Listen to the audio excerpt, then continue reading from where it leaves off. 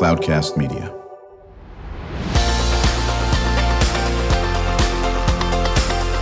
Drew Schlosberg Spotlight on the Community Show, amplifying the voices of social impact organizations, entrepreneurs, local nonprofits, and other community champions who shape the culture, creativity, and connectivity of San Diego.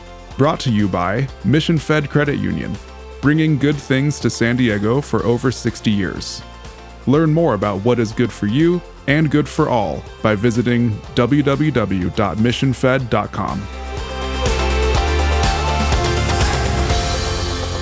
I'm Drew Schlosberg of Cloudcast Media. It is always cool when we have in the venerable GI Film Festival San Diego in the house, and today is the case. Joining us is Claudine Casillas, Special Event and Communications Manager for KPBS. How you doing, Claudine? Good morning. Thank you. How are you? I'm doing just fine over here, and joining Claudine is her colleague, Nico Marcolongo, on the advisory committee of the GI Film Festival. How you doing, Nico? I'm doing well, Drew. Thank you for having us. Oh, you kidding me? This is always good. There's so much we could... Actually, the only sad thing about it, this could be a 2-hour show, and we would not miss a beat over here. But unfortunately, we don't have as much time, but we do have a good 27 minutes to chat about the film festival. Talk about its origins, and we'll start with you on that, Claudine, okay? Oh, sure. Happy to. Well, the GI Film Festival was originally founded back east in 2007, and it was there with the aspiration to really showcase the amazing stories of our military service members and our veterans. In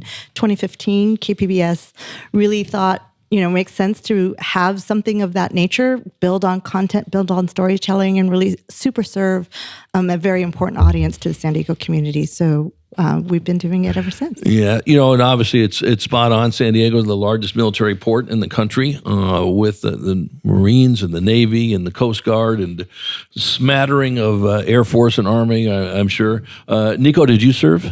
I did. I was in the Marine Corps for 14 years as a Marine officer. Thank you for your service. I appreciate it. How about you, Claudine? Did you serve at all? I did not serve, no. My military connection is a little bit more removed from me. My husband served in the U.S. Army. Thank you for his service. Yeah, he was great. And then both my grandparents served in World War II. My grandfather, Dan Casillas, was stationed down here in San Diego, part of the U.S. Marine Corps during World War II. Yeah, my dad served in Guadalcanal in World War II, which was a pretty tough battle, as you can imagine on that.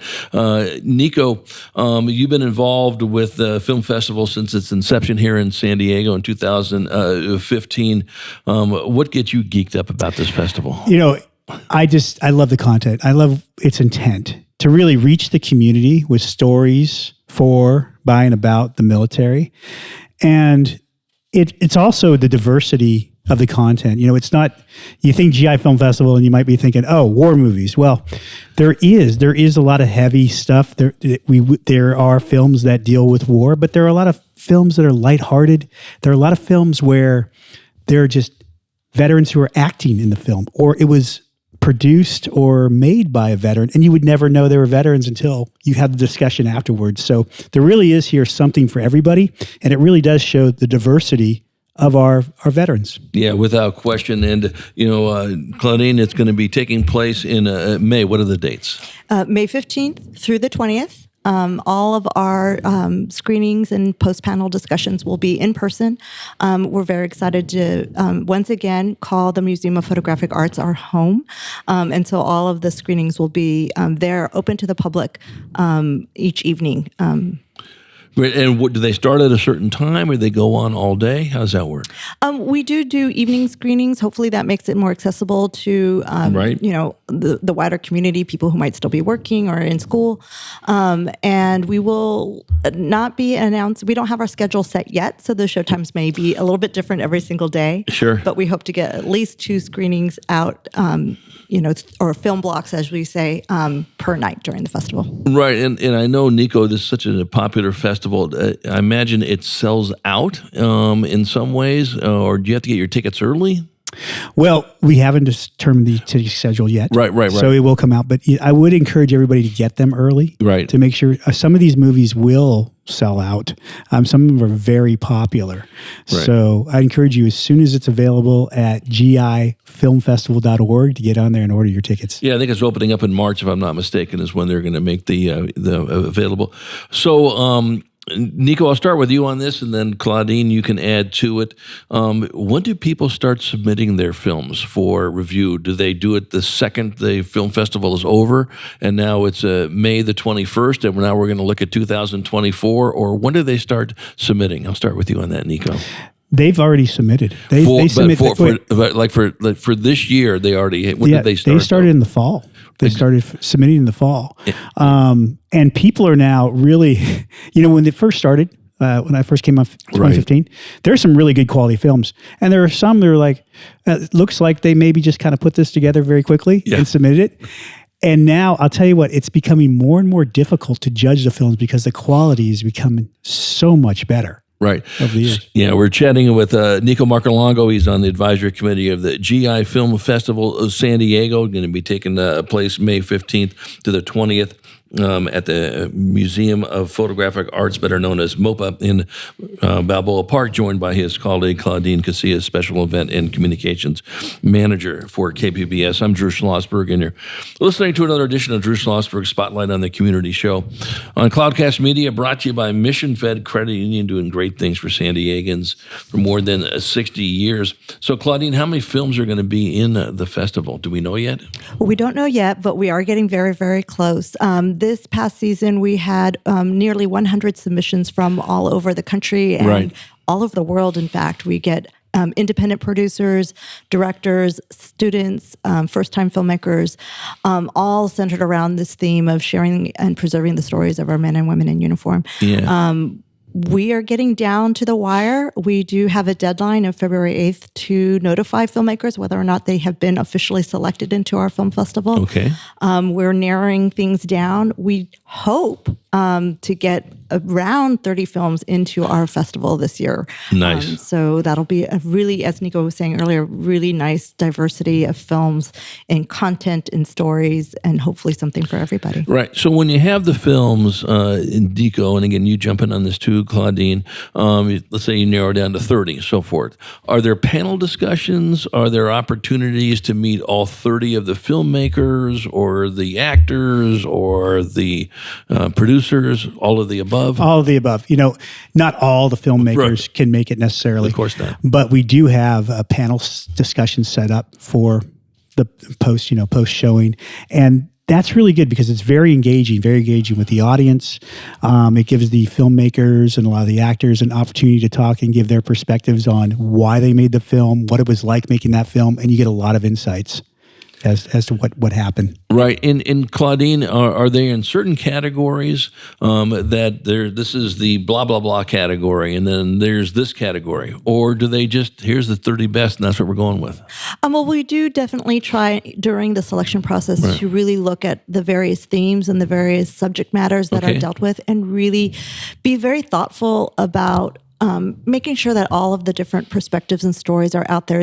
I think it's very easy for military war films to be all documentary war stories, as Nico was saying, and that can get really dark really quickly. Right. And we really aspire to do a lot more than just show the pain and suffering. We definitely want to show the fun side. The military community has a very interesting sense of humor.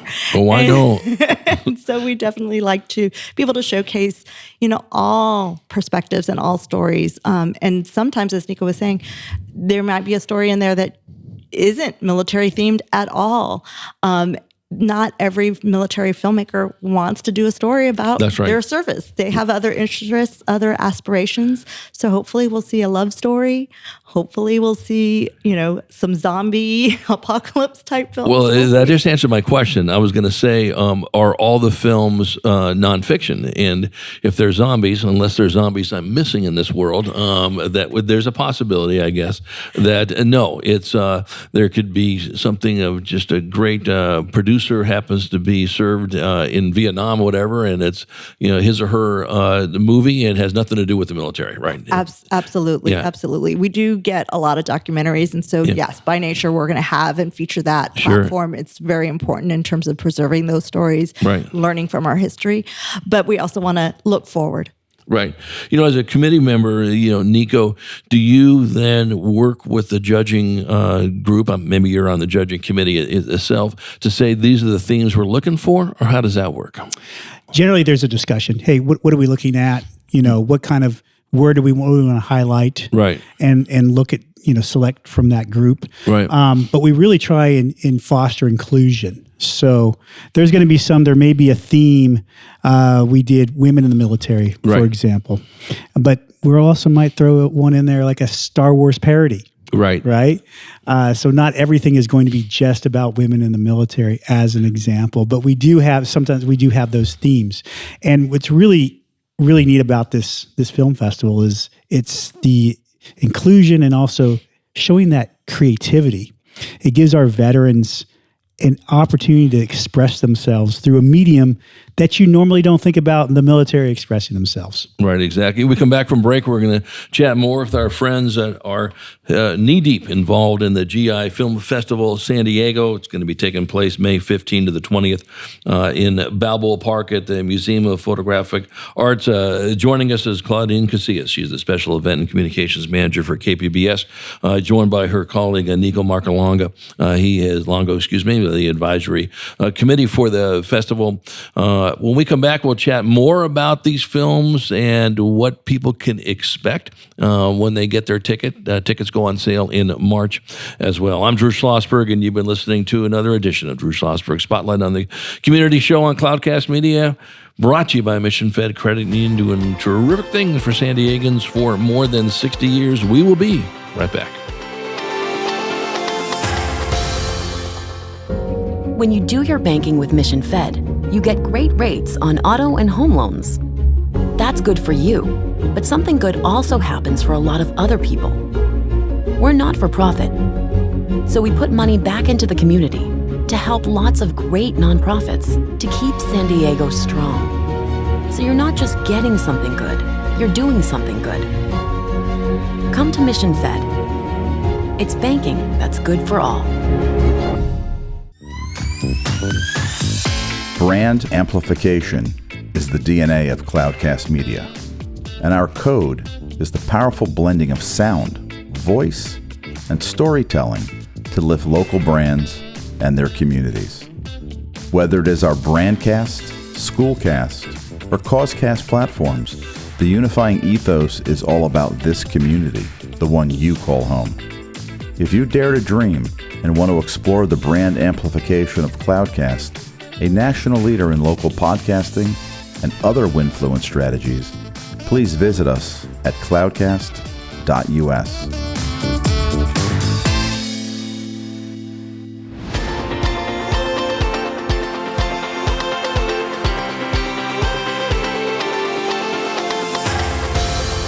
I'm Drew Schlosberg, and you're listening to Drew Schlosberg Spotlight on the Community Show on Cloudcast Media, brought to you by Mission Fed Credit Union, doing wonderful things for San Diegans for 60 years. We are chatting with the cool cats from the GI Film Festival of San Diego. We got Claudine Casillas, Special Event and Communications Manager for KPBS, joined by her colleague Nico Marcolongo, Advisory Committee for the Film Festival. And really a shout out to both of you for this, for that matter. But Claudine, anybody who's spent any time in San Diego is a fan of all the great stuff that comes out of KPBS. I was honored to be close friends with my buddy Tom Carlo, who retired as GM. I think he worked there for 40 years. Maybe he was an assistant GM and so forth, and worked with Doug Maryland as well. And you guys just do phenomenal things for this community. Well, thank you so very much. Yeah, Tom started off as a student assistant. He did. He did. That was about 100 years ago, I think. He's our Cinderella story. Yeah. Our current GM, Deanna Mackey, yes. I'm sure you've met her as well. She also started as an SDSU student. Yeah. So we love SDSU. They're a really part of our campus and what helps really make KPBS succeed as well. And we're just delighted that we have great projects that serve for the greater community, like the GI Film Festival. Yeah, without question. And I was a student at San Diego State, and a little bit after Tom, but not much after Tom in that aspect.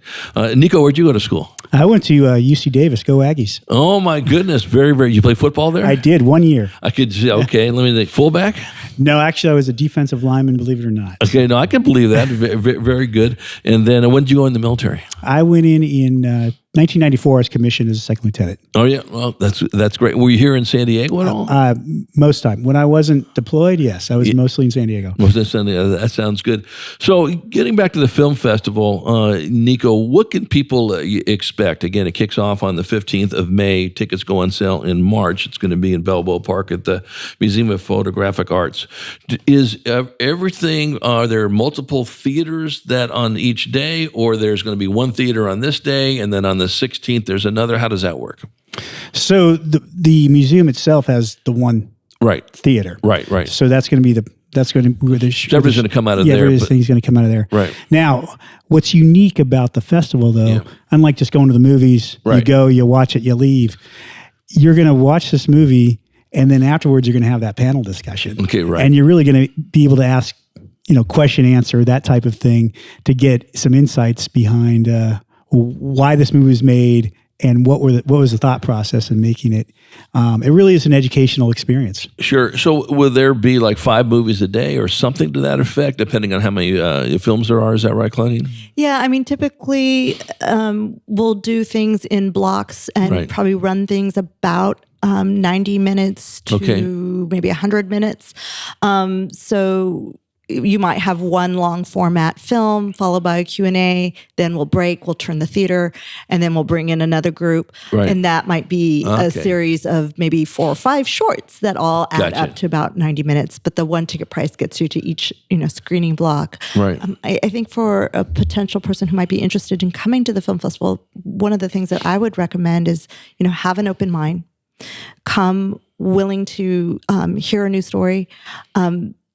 Civilians, we want you there too. This is a military veteran film festival. It's for, by, and about, but we need the civilians to come and understand what that service looks like and what their contribution is to, ensuring our freedoms. And so, we definitely don't want you to come and feel like, oh, it's for them. This is not a them film festival. It's for everyone. Right. So how do you promote this? Do you go to events like we're very close with the San Diego Military Advisory Council and go to every one of their breakfasts. Actually, the upcoming breakfast is going to feature the Secretary of the Navy on February 16th. Do you promote your film festival there and at other venues? We partner with the San Diego Veterans Coalition. Okay. We attend those monthly meetings very regularly. We promote there. They've been a wonderful supporter of the film festival. Yeah. We're also very involved with the San Diego Military Family Collaborative. Right. And we promote there. I sit on their coordinating council for that group as well. Great. And so those are really wonderful partners of ours. Right. Now I'm going to put Nico on the spot here. He's a bright guy and so forth. It's not a fair question, but I get to ask the questions over here. And you can pile in on this one too if you want, Claudine. You've been involved with the Film Festival San Diego since 2015 when it came here, right? That's correct. Do you have a favorite film? Wow. I mean, there are so many. There was one, it's really moving for me. One was about the USS in Indianapolis. You read my mind. I was going to say that. And what was really amazing is to meet some of the sailors who were on the Indianapolis. Yeah.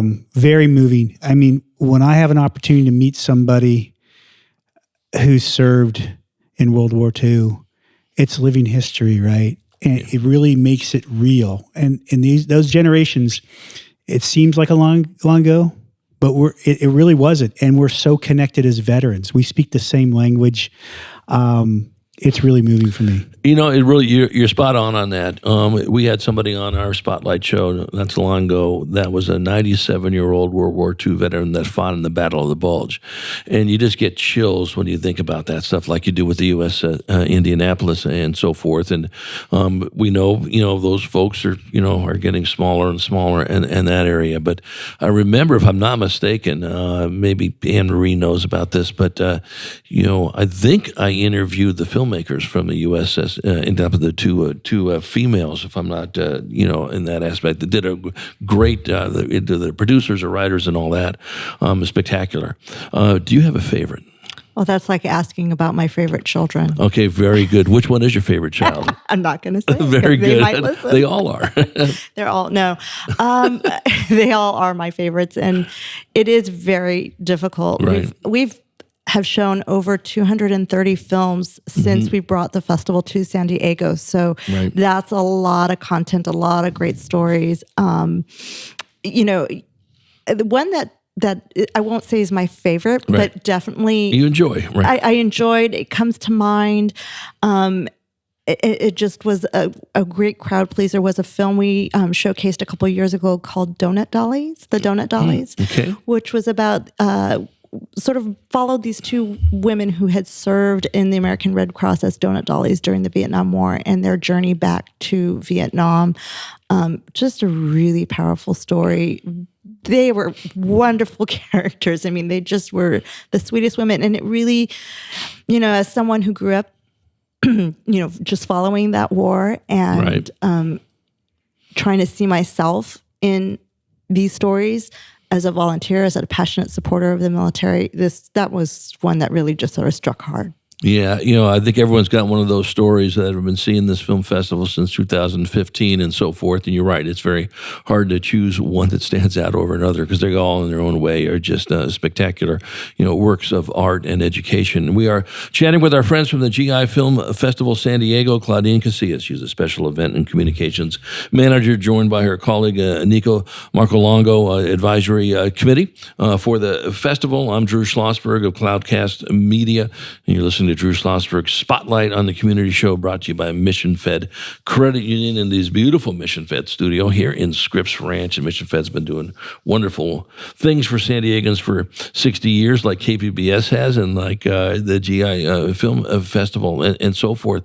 One of the things that it's like the DNA of KPBS, certainly you hang your hat on so many different types of things, but, education, quality work, and so forth is what KPBS does, and to have a real sense of spirit and history of the area you're in, and of course with Nico was saying, of course, in the military, it's hand in hand in San Diego. I'll start with you on this, Claudine, and then go over to Nico. How many of the schools get a chance to see the film festival? Is it made available to the schools? Public schools here in San Diego? Or private or whatever. Yeah.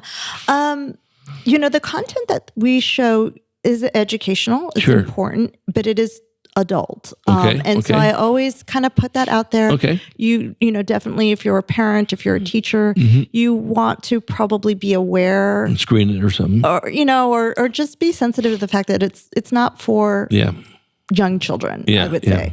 There was one film last year in our 2022 lineup called A Long March. Very powerful film. Was probably one of my memorable films from 2022 about the Filipinos who served during World War II and their untold stories.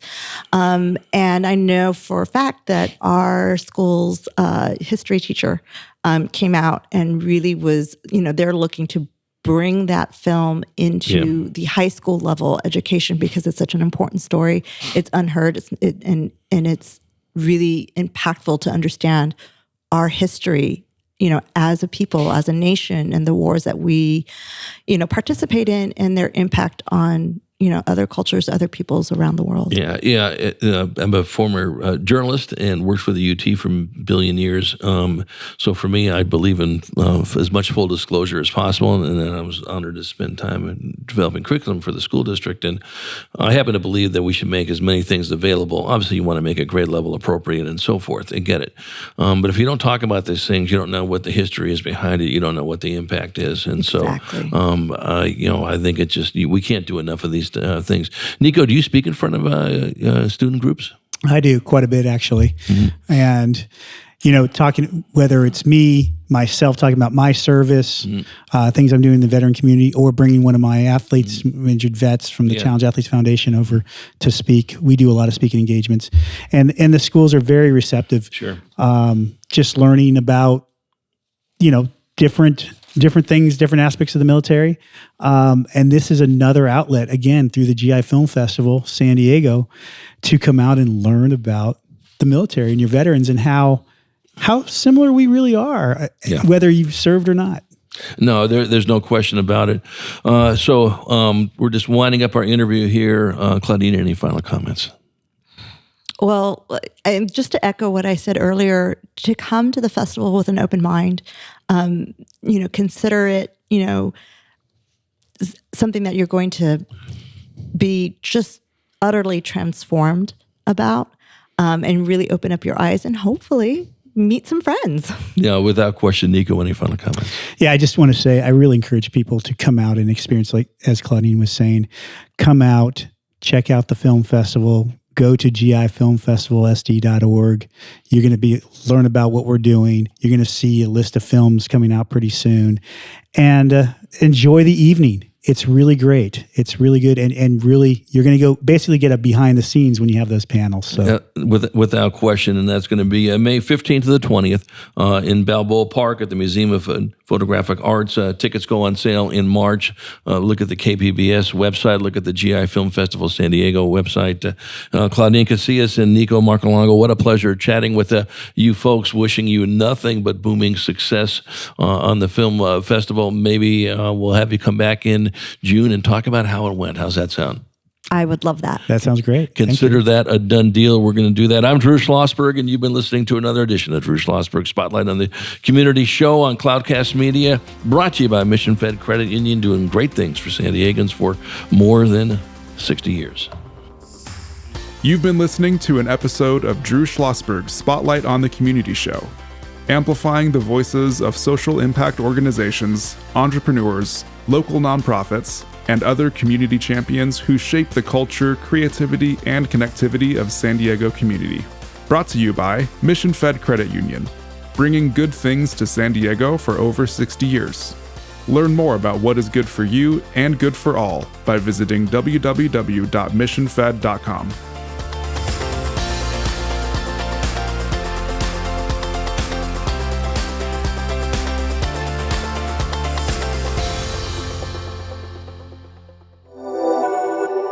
Cloudcast Media.